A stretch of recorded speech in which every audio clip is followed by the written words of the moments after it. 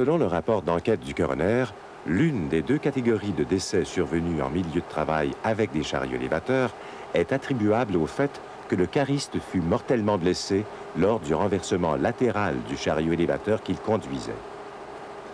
Avant d'expliquer pourquoi un chariot élévateur renverse, il faut comprendre que la manœuvre de cet engin de manutention présente des différences fondamentales avec la conduite d'une voiture ou d'un camion. Premièrement, le conducteur d'un chariot élévateur conduit d'une main et manœuvre les commandes avec l'autre. Deuxièmement, un chariot élévateur fonctionne autant en marche arrière qu'en marche avant. Troisièmement, un chariot élévateur vire toujours à l'aide de ses roues arrière, tandis que les roues avant sont motrices.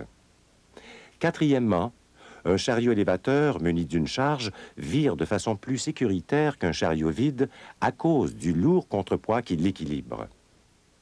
Les risques de renversement du chariot élévateur sont en général de deux sortes: le renversement frontal et le renversement latéral.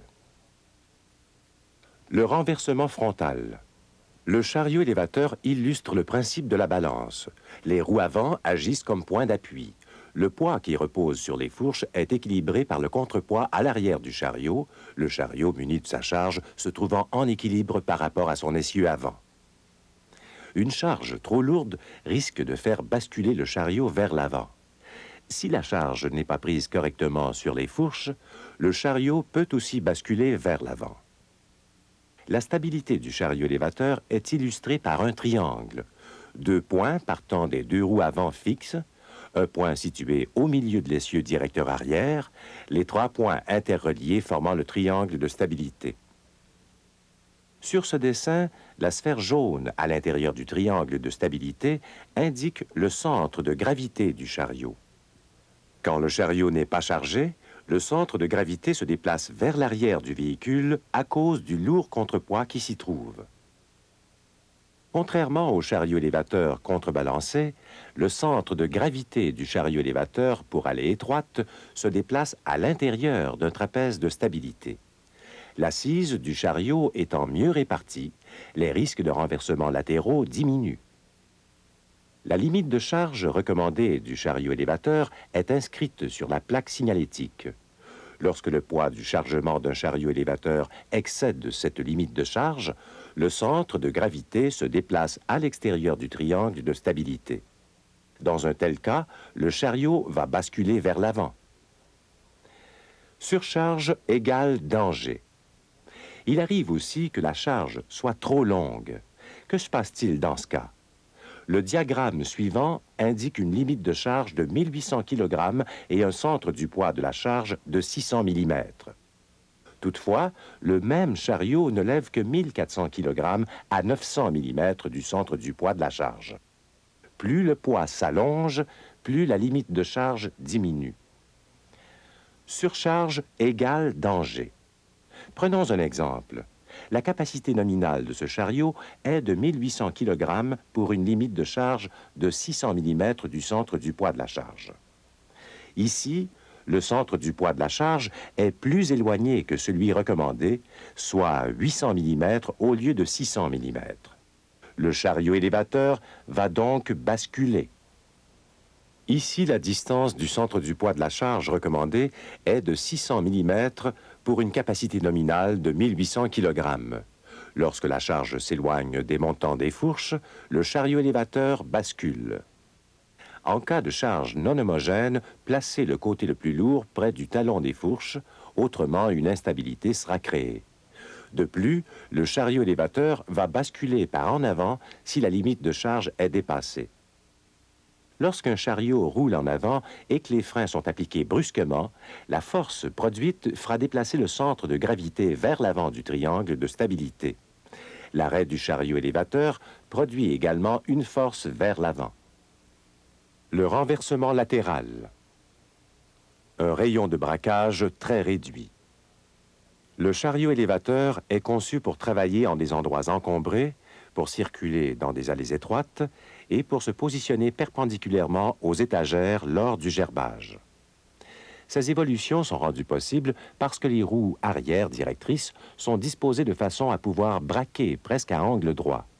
Le chariot élévateur tourne pratiquement sur place autour d'une de ses roues avant motrices, ce qui assure la maniabilité du véhicule tant en circulation qu'en gerbage dans des environnements de travail très variés. Alors, la stabilité latérale du chariot élévateur dépend de 4 facteurs. Ce sont le rayon de braquage, la vitesse du chariot, la hauteur du centre de gravité et la voie avant, c'est-à-dire la distance qui sépare les 2 roues avant. Les virages. Le renversement latéral se produit en virage sous l'effet d'efforts dynamiques développés par la force centrifuge. Un virage agit latéralement sur le centre de gravité. Si un cariste va trop vite ou s'il tente de prendre un virage trop aigu, le centre de gravité peut se déplacer suffisamment pour que le chariot se renverse de côté. Virage égale danger. Les virages à vide. Le basculement latéral est à craindre surtout à vide, car lorsque le chariot élévateur effectue un virage à vitesse élevée, le centre de gravité est projeté hors du triangle de stabilité. La première des 4 phases du renversement latéral, c'est le transfert de poids. Lorsque le véhicule commence à négocier son virage, la force centrifuge crée un transfert de poids qui tend à soulever les roues intérieures au virage. La deuxième phase du renversement latéral, c'est l'équilibre instable. Si la vitesse est assez grande ou le rayon de braquage assez faible, le véhicule va continuer à monter sur 2 roues et les 2 roues intérieures au virage vont vraiment se libérer de terre. Dans cette position-là, le véhicule pourrait se maintenir durant assez longtemps. C'est ce qu'on voit dans des cascades, par exemple, réalisées avec des automobiles. C'est une position que l'on peut rétablir. Si le conducteur du chariot élévateur décide de réduire sa vitesse ou d'augmenter son rayon de braquage, il peut retomber sur les 4 roues. La troisième phase, c'est le renversement proprement dit. Il n'y a plus rien à faire et le véhicule va tomber sur son côté. La quatrième phase, le véhicule va glisser jusqu'à son arrêt final. Quand survient le renversement latéral, le cariste est projeté de son siège. Il est alors coincé par le chariot lui-même ou par le toit de protection du chariot, comme sous une guillotine. Les renversements latéraux sont souvent mortels.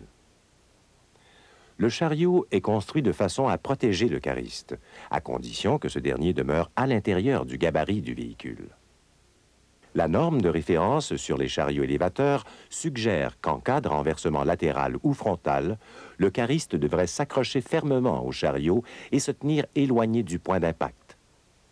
D'autre part, les fabricants de chariots élévateurs ont initié des campagnes d'information adressées aux utilisateurs. Leur message est clair: ne sautez pas, restez dans le chariot. Est-ce suffisant? Car le renversement latéral survient brusquement et se déroule en quelques secondes. Seul un dispositif de retenue efficace peut empêcher le cariste d'être projeté. La norme de référence recommande aux caristes d'utiliser les dispositifs de retenue lorsque le chariot en est pourvu. Alors, il existe 4 moyens de protection. D'abord, les ceintures abdominales que l'on connaît, qui va retenir le corps lors d'un renversement, mais qui n'empêchera généralement pas la tête de venir se frapper sur le sol et donc possiblement de s'infliger des blessures graves. Il y a les ceintures à dégagement latéral qui ont été développées justement pour essayer de pallier à ce problème-là et qui libèrent le corps au dernier moment, de façon à ce que tout le corps vienne en contact avec le sol et non pas seulement la tête. Il y a les sièges enveloppants qui viennent retenir à la forme d'une ceinture essentiellement le corps et donc ils l'empêchent de se déplacer. Et finalement, il y a les grillages qui vont maintenir le corps du conducteur à l'intérieur de l'enveloppe sécuritaire du chariot élévateur. Alors, sans doute, si on regarde le mécanisme de génération de blessures, sans doute que le grillage offre la meilleure protection. Des consignes de sécurité en gros caractères contrastants peuvent être affichées à proximité des virages.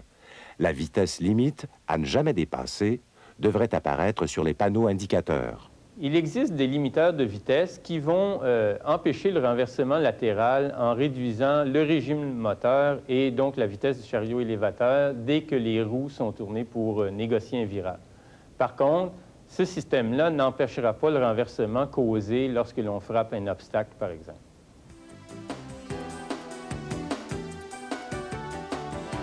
Les renversements de chariot élévateur sont dangereux.